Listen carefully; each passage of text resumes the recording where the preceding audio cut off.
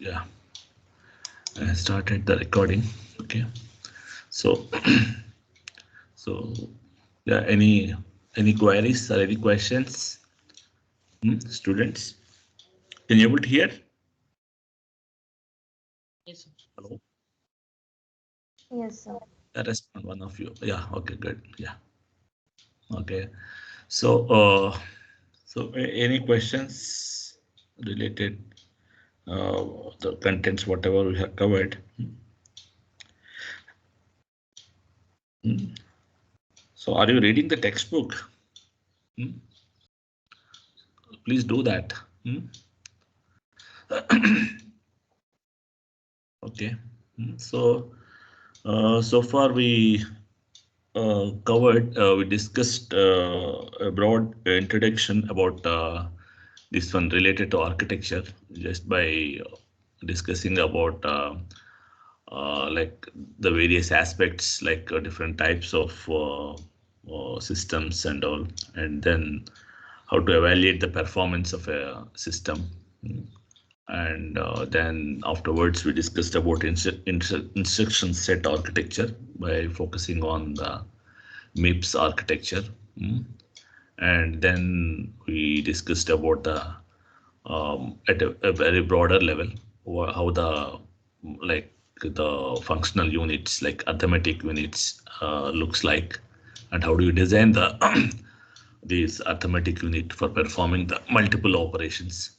So ALU design we have seen, and then at a at a functional at a broader level we have seen how the multiplier can be implemented and how the division can be implemented. So these details we have discussed so far, and today we'll start the discussion on the processor, the key unit in the system and all, key hardware unit in the system, which performs the the major activity in the execution of the program. So let me share the presentation.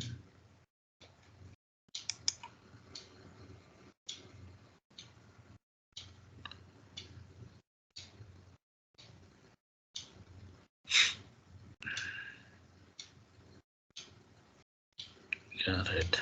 Okay. So can you see the slide here? This, hello? Yes, sir, it is visible. Yeah, fine. I'm just keeping in slideshow more. Yeah, good.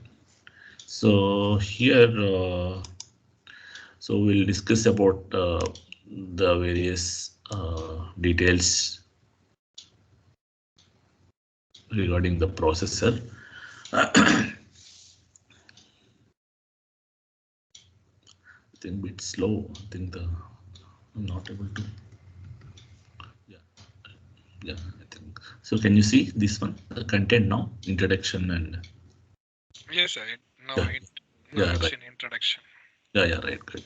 So here in the in the basically in the processor when you're if you try to recollect in the first chapter when you're discussing about the various components of a computer. So in that the processor is also known to be CPU, central processing unit, and which basically contains the two entities. One is the data path and other one is the controller.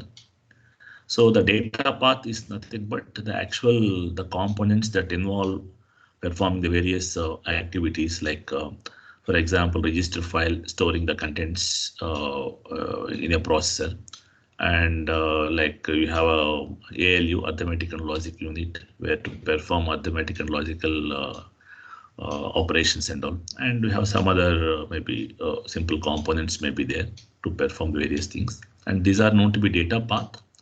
And then to perform or to implement various instructions, so we need to control the data path, like we need to read the contents of for example the register file, and then we need to pass these contents to the ALU arithmetic logical unit, and then we need to specify the ALU what operation to be performed, and then the outcome of the ALU again has to be placed in a register somewhere if it is required. So in that case, we need to specify which register.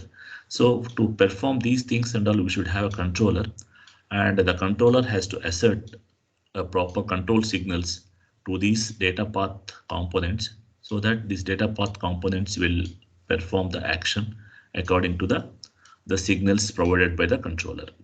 So that way, basically the processor contain controller and the data path and all. We'll see the details and all, how to design the data path, what are the various components in that for performing the instructions of different classes and all. So what is the data path that is required, and how do you control the data path using a controller and all. So basically the processor design is nothing but it's a designing a data path for performing various implementing the various instructions, and then the controller to control the data path and all. So as we have seen in the first chapter, that the performance of a system is nothing but a CPU performance that depends on like the instruction count, right? And the instruction count, because it's a program that provides you the number of instructions, that's the instruction count, and then the cycles that are required for executing an instruction, CPI, and then the cycle time, cycle duration. So it's nothing but a product of these these three components and all. Like the total CPU time is nothing but instruction count multiplied by CPI, that is cycles per instruction, clock cycles per instruction, and then the clock cycle time. So in these three components, we have seen that the instruction count is mainly influenced by the high-level language program, which the user or which the programmer writes the application, and then the ISA, like instruction set, that depends on the instruction set architecture, how many machine instructions are there in the total set, and also the compiler, which translates the high-level language to the machine language. These are the various ones which influence the instruction count. And the other two components, that is the cycles per instruction, execution of instruction, how many cycles it's required, and what is the cycle time. So these two are depends on the CPU and other components and all. Like CPU is one of them, and along with that the memory and other components, input and output. So all these things together affect the CPI and the cycle time and all. Right? And so now in this topic, we'll try to discuss about the designing a processor for different types of MIPS implement. MIPS means MIPS instruction set, right? So the way we'll implement this instruction set in two ways. So one is the simpler version. We'll see that what is meant by the simplest one, and other one is the realistic pipeline version.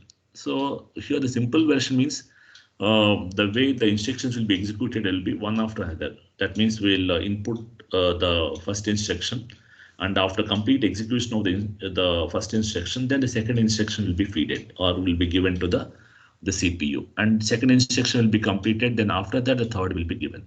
So that is that kind of implementation is known to be simple version or simplified one.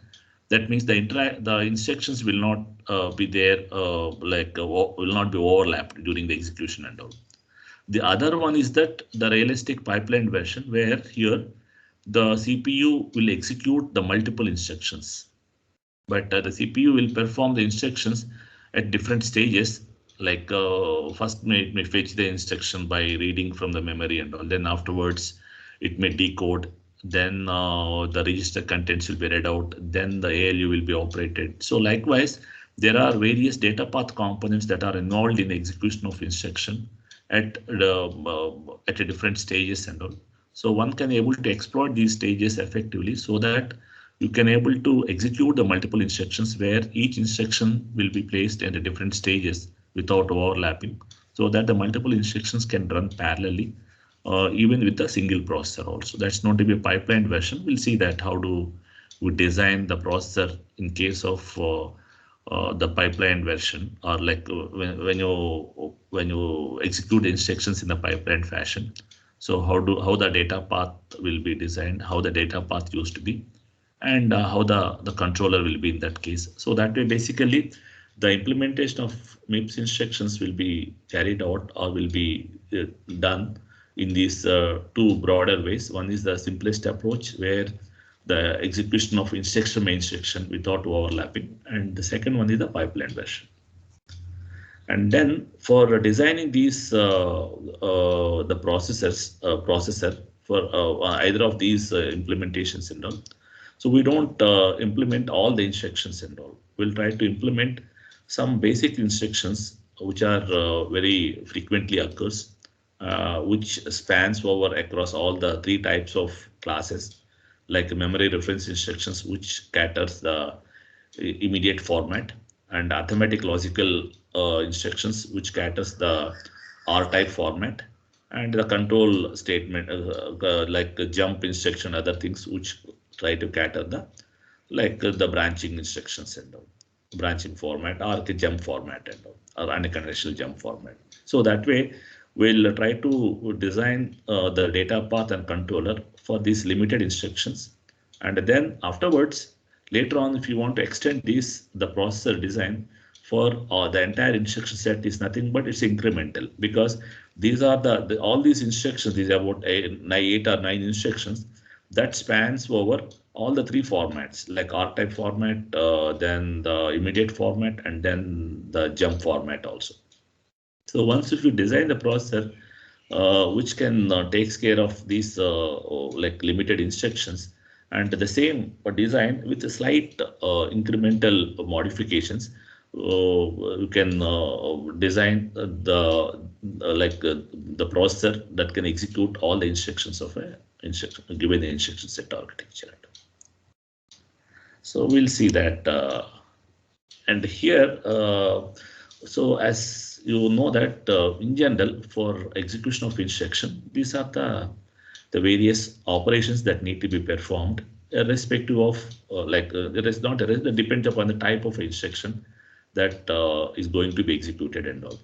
So first thing is that for any instruction to be executed, so we need to fetch the instruction from the memory, because assuming that the instructions are present in a memory. So for to be executed, first of all, we have to bring that instruction from the memory, that is fetching the instruction from a memory. So for how do you fetch the instruction? Because the instruction is there in a memory at a specific location. So therefore, the address of the instruction will be available or will be placed in the program counter is a register in the CPU. So this register within the register it contains the address of the instruction to be executed. So therefore, by using this register content, you can address the memory so that whatever the instruction that is present in the memory, so that will be read out. That will be read out. So that is known to be fetching instruction. And once the instruction is fetched, then afterwards that instruction format, that 32 bits, from that we'll come to know that what is the opcode. It means that what is the instruction supposed to perform. And then based on that, we'll also know that the different components of the instruction, like suppose if it is R type, which contains the addresses of the registers where the operation to be performed, then the destination has to be stored. So likewise, you have that one. So therefore, after you fetch the instruction, from the instruction itself, you can from the instruction you can come to know about what are the register numbers that can be used for reading the contents of the registers and all. That depending upon the type, if it is arithmetic instruction or if it something. So in that case, actually, we will read the contents from the registers from the register file by knowing their numbers that are present in the instruction itself, right? And then afterwards, after you read the contents by using the read port from the register file, then those contents will be passed to this will be like given to the ALU. Then the ALU perform its operation based on the operation that is required as per the instruction, and then the ALU result, whatever is there, that ALU result will be either it may be it will be stored in the again back into the register and all. Will be back into the register. And sometimes ALU performs, if it is a normal arithmetic and logical instruction like add, subtract, or whatever, it directly performs the operation over the register contents and all. And for example, if it is a load store, the memory reference instructions, for example, so in that case, ALU perform the arithmetic operation, but it performs the outcome will be the memory address. It used to compute the memory address, right, for a load and store instruction. Whereas in case of a branch instruction, here also it computes the address, the target address and all with respect to the current instruction, right? So that way the ALU perform the multiple operations that depending upon the instruction, the result may be the arithmetic result or it may be address. So that way the ALU will perform multiple operations. So in general, that means the first instruction will be fetched from the memory. Then afterwards, from the instruction itself, we have the based on the operation to be performed, the numbers of the registers from where the contents to be fetched. So all these details are available, and then you can read the register contents and then perform the ALU operation, and maybe the output of ALU. It may be like it may be the value to be stored in the register back if it is a normal arithmetic instructions, or otherwise if it is a load or store instructions, then the output of ALU will be the address, and with that address you can able to access the memory. If it is a load, again you need to read the content from the memory and again place it into register. If it is a store, then one of the register operand has to be placed or to be right into the memory. So that way these things will be deferred. Then afterwards access the data, as I mentioned, access the data memory. Data memory means that is basically a load and store.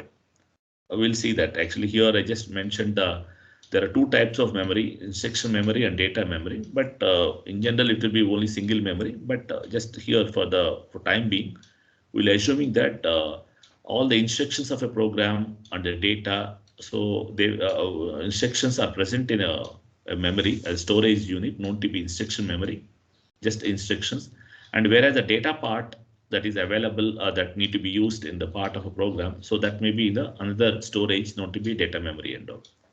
So for this data memory will be used by the instructions load and store, whereas the instruction memory will be used for fetching each instruction and all. For every instruction, all the instructions are placed in instruction memory, and that will be fetched one by one, specified by the address in the PC program counter. And then once you fetch the instruction and you perform the execute the instruction, then upon completion of that, then you need to fetch the next instruction. You need to fetch the next instruction. So at the end of the cycle, so at the end of the execution, we need to make sure that the PC will be updated by the address of the next instruction. So the PC currently points to the present instruction, and then when it reaches to the end of the execution or during the execution, the PC also has to be ready to be like prepared with the next address to be fetched. That means the next instruction to be fetched. That is nothing but PC plus 4. So this is the way these are basic sequence of steps that are involved in the instruction execution and all. Right. So if you look at here to perform all these steps, the various components that are required will be something like this. As we all seen that a PC where it used to holds the address of the instruction to be fetched from the memory. That means the the instruction to be executed, and that instruction is present in somewhere in a memory location, and the address of that memory location is given by is provided by the PC. The PC holds that particular address, and then the outcome of the PC is nothing but address. And at this address, whatever the instruction is there, that 32-bit word, so that will be fetched. It will be fetched from the instruction memory and all. And now here the 32-bit instruction word is available. And from this 32-bit instruction word, we know that there are some fields corresponds to the register numbers, and there are some fields corresponds to the instruction code, like opcode kind of a thing. And there are some fields corresponds to the offset, that depending upon the instruction and all. So therefore, once the instruction is fetched, then from that instruction, based on the type of the instruction or from this instruction, we know that that instruction contains the identities or the addresses of the registers from where the operands has to be fetched, and that can be used for further activity. So therefore, from this instruction itself, the fetched instruction word, from that we have the addresses of the registers from where the operands has to be fetched, and operands has to be passed to the ALU for further operations and all. So this is a register file, which is again a data path component. As we know that the MIPS supports the 32-bit registers, and such have 32 registers are there. So to address this register, we have a 5-bit field, or 5 bits are required and all, right? Suppose in case of R-type instruction, we have three registers will be there in the instruction word itself, in the instruction itself. Out of 32 bits, the identities of three registers are placed or there in the instruction word itself. So from that we know that out of the three, two are for read purpose and another is for writing purpose and all. So that way the register numbers are the addresses of the registers are there as part of the instruction itself.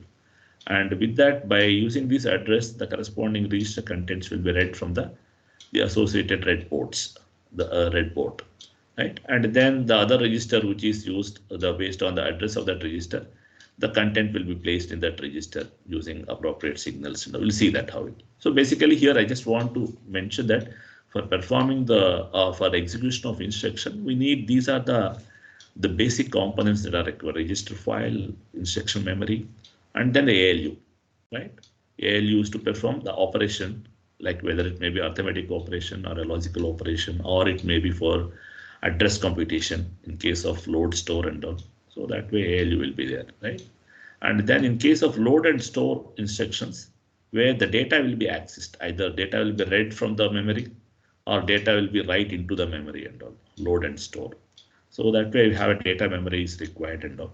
We'll see that actually both the data memory and instruction memory can be same, both will be same. In that case, we need to have more control signals and all. So when to use for fetching instructions, when the memory can be used for fetching the data, like reading the data, writing the data and all. So that way, but here for the simplification purpose, we have shown that the instructions are placed in one storage, separate storage, and the data will be placed in some other storage and all. And then these are there are two more adders were placed over here and all. And these two adders, one of this adder is meant for incrementing the PC address, because when the first PC contains the current instruction, and then at the end of the execution, the next instruction has to be fetched. So for that purpose here, the PC, the address, whatever is there, and that will be added to 4. So the PC plus 4 is nothing but is the address of the next instruction, So that will be placed into the PC in the next clock cycle and all. So for that purpose, so while fetching the contents and while executing the current instruction, we need to prepare for the address for the next instruction to be fetched. So therefore the PC plus 4 has to be performed. So for doing that, we cannot use the same ALU, because the ALU will perform the current instruction execution. And during this execution itself, we have to prepare the address for the next instruction. So therefore, we cannot use the ALU for the same purpose.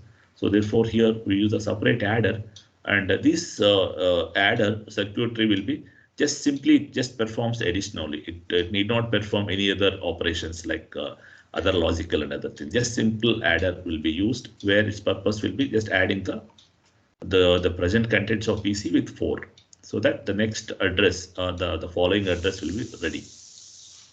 And then there is one more adder here is there. So the purpose of this adder will be in case of branch instructions, like jump on equal and branch instructions, whereas this adder is for just fetching the successive instructions or adjacent instructions or in the sequential instructions. And sometimes in a conditional statements where you need to shift the control from the current execution to some other address, which is not the immediate following one. So in that case, for execution of the branch instructions, where to prepare the branch address and all. So for that purpose, we use another adder, where where here the purpose of this adder will be preparing the branch address based on the condition. If the condition satisfies or the condition holds good, then the PC will be loaded with this branch address. Otherwise, the PC will be loaded with the normal PC plus 4, the next instruction to be executed. And again, the same thing, same explanation here, because the ALU is used here, and the ALU may be used for the current instruction, but here the branch address will be separately prepared in addition to this. So therefore, we need to have another adder, one more adder is required for preparing or for generating the branch address and all. Because for making the branch and all, you need to validate the condition, right? So for performing the condition validation, use the normal ALU. You can use the ALU, the generic ALU, for performing the condition validation, whether the whatever branch are equal or whatever branch are not equal. To check that one, this ALU will be used. But at the same time, before the condition to be checked, we need to prepare the address also. If the condition holds good, then this address will be passed. If the condition doesn't hold good, then the PC plus 4 has to be passed, right? So that way, these are the, like at a gross level, these are the various data path components that are involved in execution of the various instructions and all, right? And here, if you look at here, there are like, we have, this is at a very gross level, these are the various components that are required. And we have seen that here, the paths are merging. There are multiple inputs are joining together. Like for example, here, if you look at here in case of a branch instruction, where here you can see, if the branch holds good, that is, if the condition is true, then the branch address will be given as the PC. If the condition is false, for example, then the PC plus 4 has to be given as the input to the PC enter. That means there are two inputs that are ready, which is PC plus 4 and as well as the branch address. Both are ready. And from that, we need to select one of them based on the branch condition and all, based on the branch condition. So, but here there are two inputs for that. These two inputs not just simply connecting together and all, because one of these has to be selected. So therefore, we use appropriate logical element known to be a multiplexer.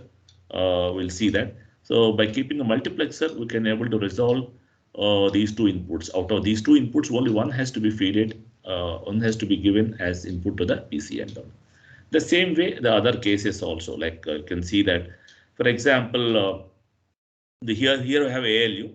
In case of R-type instruction, the inputs to the ALU are from the two registers. Whatever the contents of the registers, those are the inputs to the ALU in case of R-type instruction for performing the arithmetic operations and all. Whereas if it's a memory reference instruction where the ALU inputs will be, one will be from the register and other will be the offset. The other will be the the offset that will be generated. The offset that will be the part of the instruction itself, right? So offset will be given as input and all. So again, here you can see that there are two inputs. The second input of the ALU is coming from the two sources. One is from the register and other is from the offset, that is the 16 bits, which is part of the instruction itself. And again, here these two inputs, they are simply joined here. So these two, again, one of them has to be selected. Suppose in case of R-type instruction, then the register content has to be taken as input. Whereas in case of load and store, right, where the purpose of the ALU in case of load and store will be address generation. So in case of address generation, one of the register will be one of the input will be register content. This is the base address. And then the offset will be from the other here, from the instruction itself. Part of the instruction provides the offset that will be taken as input. So therefore here again, you need to have a multiplexer which used to resolve which input has to be considered here. And similarly here also you can see the input to the data, the input to the register. That means writing a data into the register file. There are two possibilities to write the data into the register and all. One is that the normal R-type instructions, normal arithmetic instructions, where at the end of the arithmetic operation, whatever the result the ALU produced, that will be written into your register. That is a normal R-type instruction. And in case of load instruction also, where the data will be placed into the memory, into the register file, but that data will be fed from read from the data memory in case of load. So therefore, there are two inputs. One is the ALU output directly, and other one will be the data that is fetched from the data memory. So that way here, again, these two inputs also will be resolved by the appropriate multiplexer and all. So that way you can make use of the data path, and you can see here, this is the same thing that I mentioned. Right? Using the multiplexers, you can able to resolve which input has to be considered for the specific instruction and all. Right? And then, as I mentioned here, here in this particular slide, you can see that the data path, whatever I have mentioned here, and then I place the multiplexers also. And now here, you need to control these data path entities or the units and all. You need to control the data path units. So therefore, there will be a controller circuit, and this controller circuit will generate the appropriate signals to control the data path components or data path units and all, different data path units and all. And so the controller will generate the signals based on the instruction, based on instruction, because we know that each instruction contains the most significant 6 bits indicate the opcode. Most 6 bits indicate the opcode. So from the opcode, we will come to know that what is the type of the instruction, whether is it a R type instruction, or whether is it like a load store instruction, or whether is it a jump instruction, or whether is it like a branch instruction. So all these things you can able to resolve, you can able to know that using the 6 bits. The most significant 6 bits of instruction is the opcode and all. And again, in addition to that, there is a least significant 6 bits in case of R format instructions. The least significant 6 bits indicate the function field, because the instruction may be R type instruction, but it may perform various like arithmetic operations. That means the instruction may supposed to perform the addition operation or a subtraction or a less than condition checking, or maybe, for example, logical operations and or nor whatever. So for doing that, that function will be that whatever the operation that will be specified in the R type instructions will be used by the lower significant 6 bits and all. So that way here the controller will make use of certain information that is available from the instruction, and then accordingly, as per the desired instruction, it used to generate the signals so that the components or the data path components will be appropriately the executed, asserted, or perform the desired functionality and all. Desired functionality. So for that, you can see what are the control signals that are coming from here. In general, you can see here this is a register file, and here we are giving only one control signal to write, because by default the register file contains the, here in this case the register file contains the 2 read ports and 1 write port.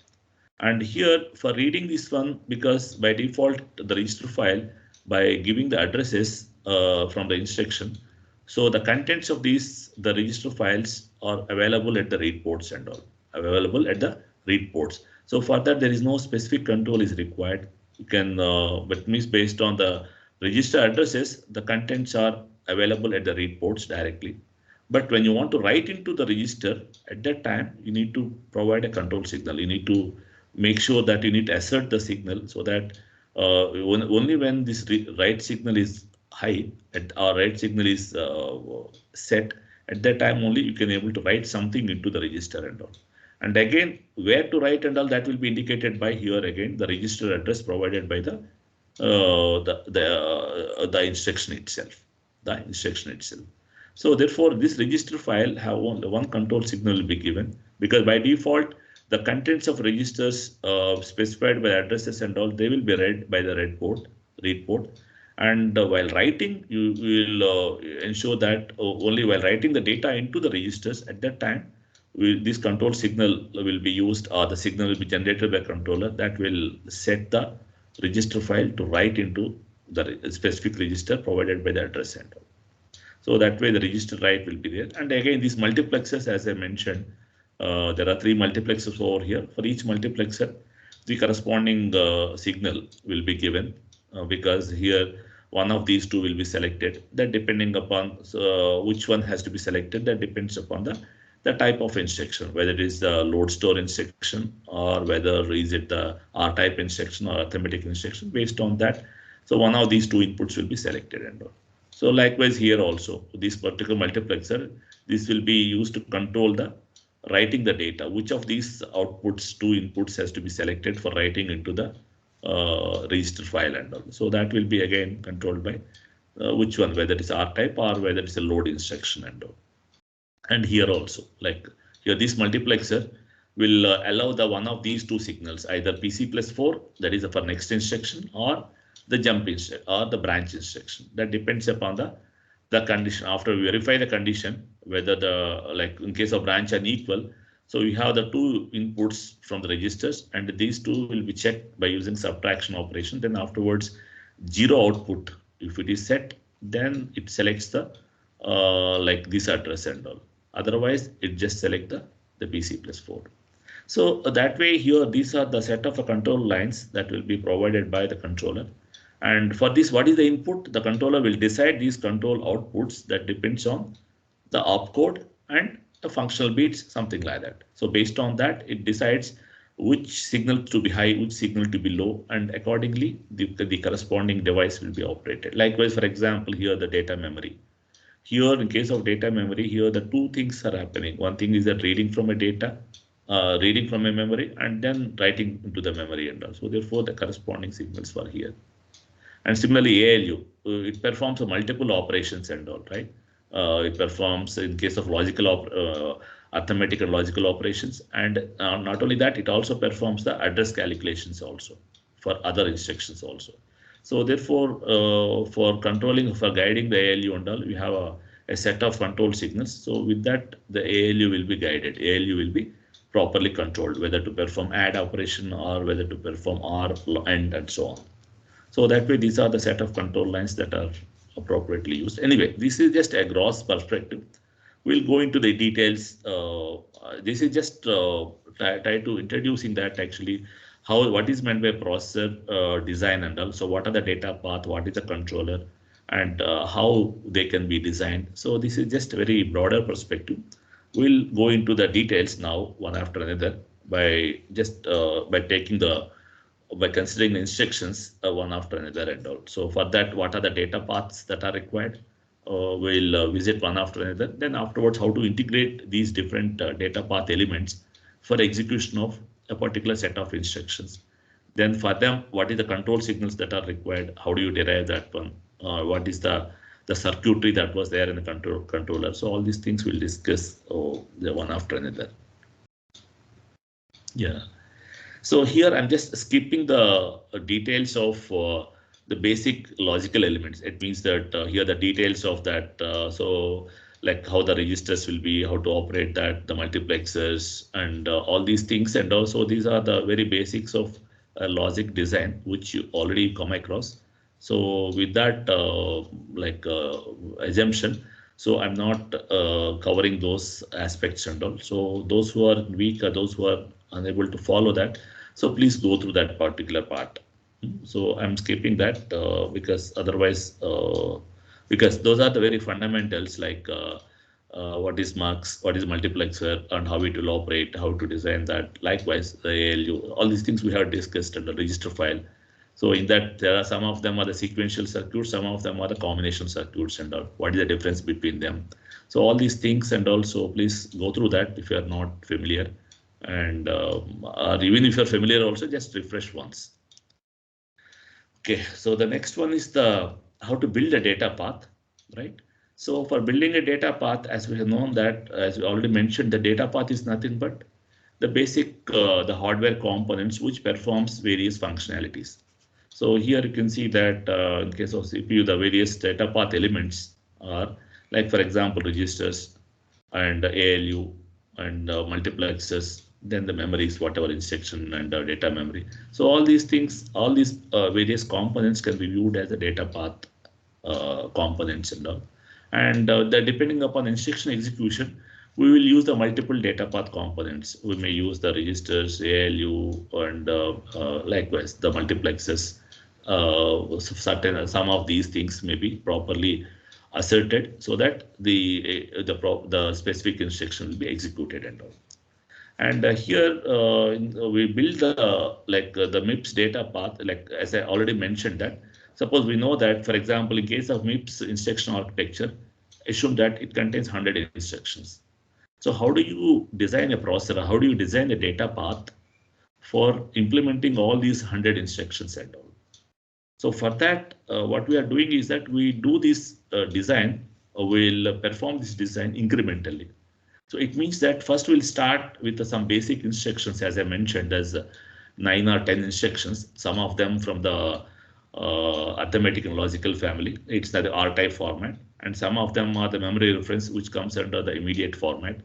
and others are like branch instructions or like jump instructions, which are the instructions will be like the instructions to be executed not in the sequential order. Sometimes it may go out of the order and all. So what we do is that actually first we'll start with some the finite number of instructions, which covers all the varieties of classes and all. And once you had built the processor for these limited instructions, then afterwards you can add the other instructions one after another with slight modifications over the basic design and all. So that's what I mean by the building the MIPS data path incrementally. It means that first you build the data path for very few instructions, which caters all varieties, all classes of instruction. Then afterwards, the specific instructions will be can add on one after another and all. So the first one is that for any instruction to be executed for all classes of instructions and all types of MIPS instructions, so the first phase or the first step or the first two steps are common. It's nothing but fetching the instruction, and then afterwards decoding the instruction and all. So these are the common across all the instructions and all. And now, what is the data path for fetching the instruction? For the first step.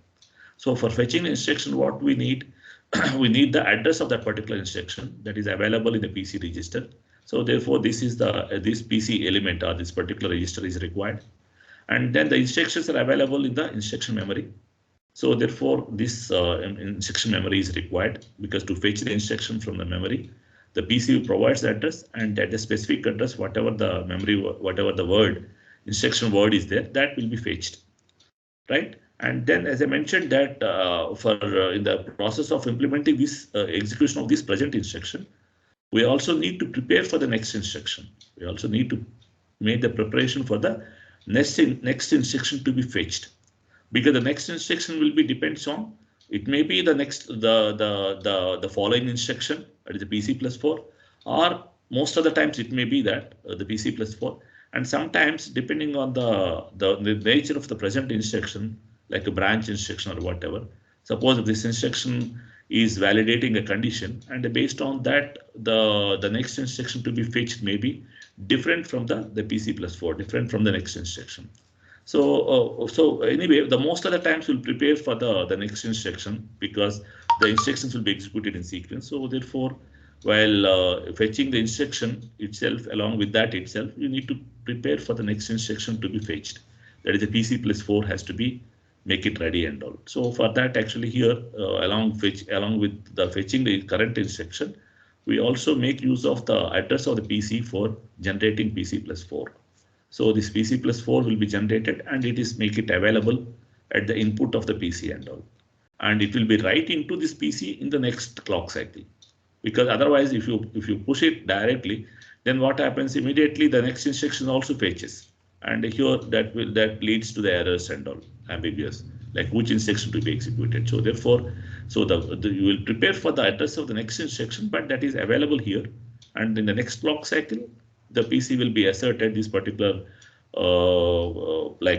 register will be enabled. With that, the contents, whatever is there as input, will be right into the PC. Right. So this is the fetching phase. And then coming to the R format instructions, for R format instructions, the data path elements that are required in addition to the fetching, other elements that are required will be like register file and then the ALU.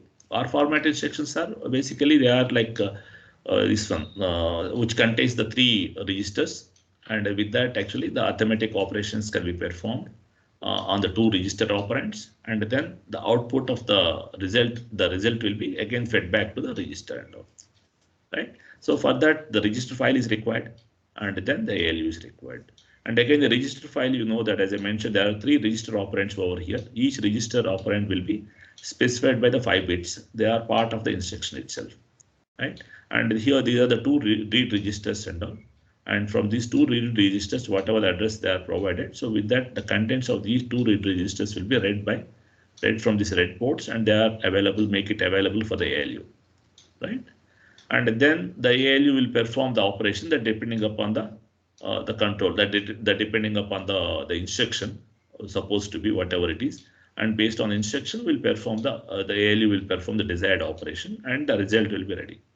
And again, this result will be again fed back to the, again this will be again, the result will be again right into the register, and for that we use the register write control signal has to be there asserted, and then this is the address that is where the data has to be right into that, and the address will be specified by the 5 bits as part of the instruction, so that specify the which register this data, the result of the ALU has to be placed. And so here the data from the ALU will be like 32 bits, right? And whereas here the register details or register address is specified by the 5 bits and all. And again here, while reading the data from the register, again each input is a 32-bit quantity, right?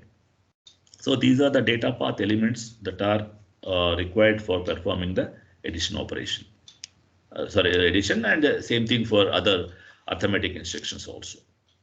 And in case of load and store instruction, because you see that in case of load and store instructions, where these set of instructions used to access the memory, data memory, where to fetch the data or to write into the memory and to write the data into memory.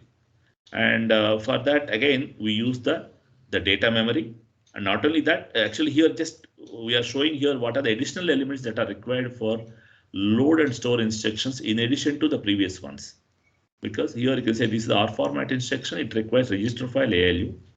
And whereas for load and store instructions, in addition to the previous data path elements, right, we also need these two. Right? So it means the data memory, because load means actually here it reads the data from a memory, and for a store means it writes the data into the memory and all. So for that, these are the two control lines which used to discriminate these two. And this is the address, the same address will be used, like from the address, either you read it or you can write into that.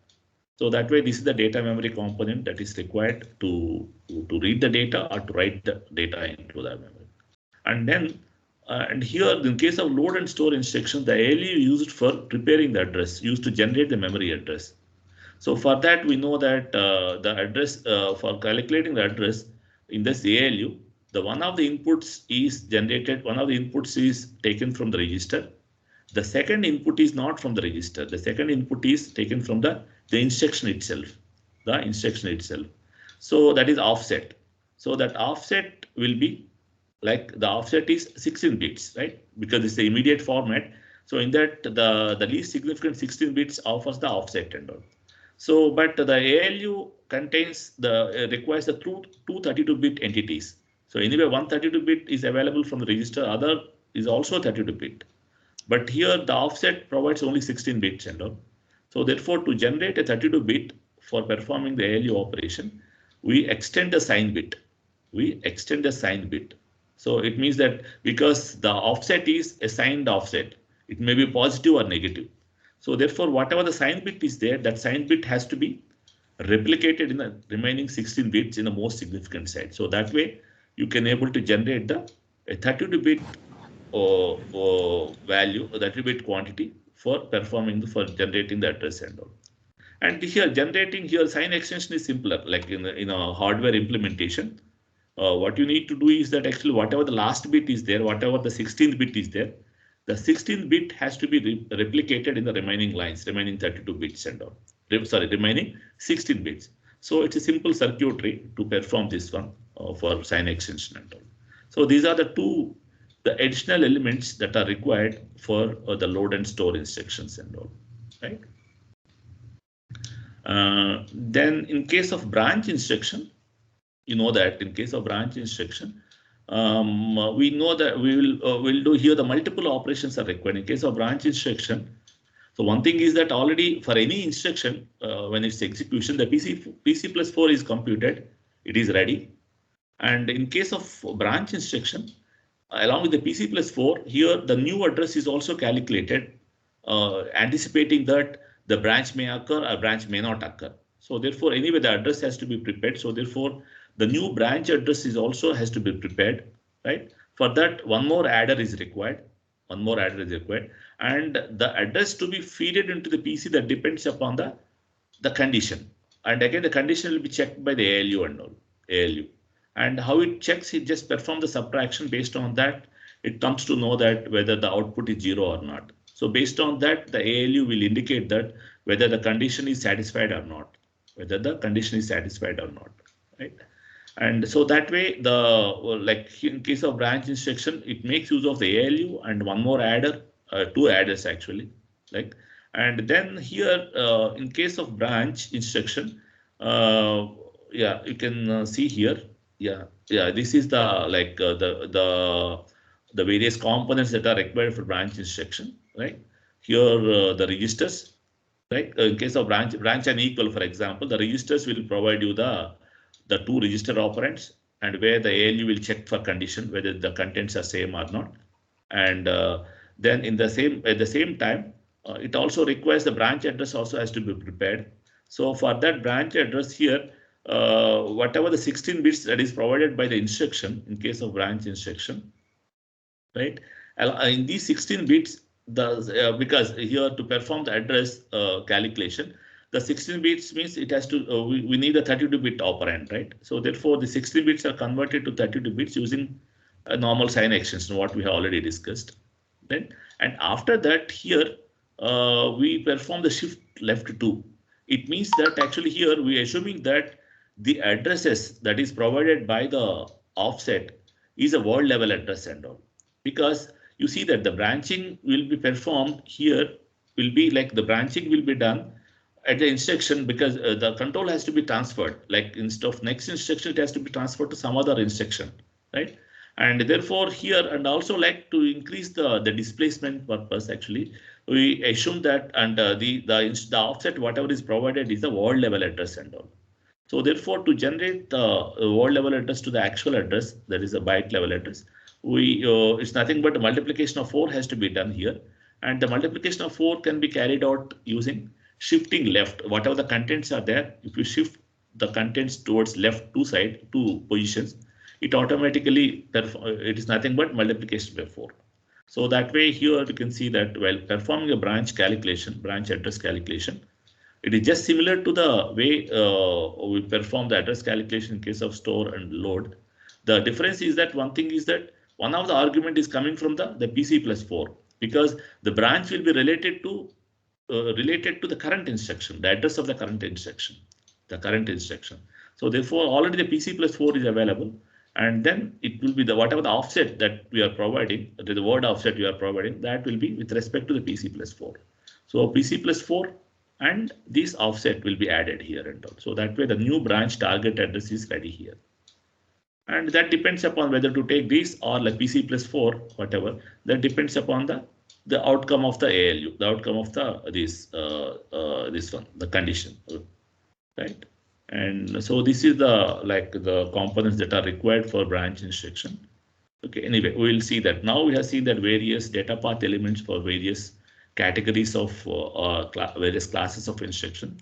And in the next class, we'll try to see that how to integrate, how to put all of them together to give the integrated data path, which takes care of like the multiple instruction classes and all. We'll stop here at this point and I'll continue in the tomorrow's lecture. So tomorrow we have 2 lectures. We'll start from this point. Yeah.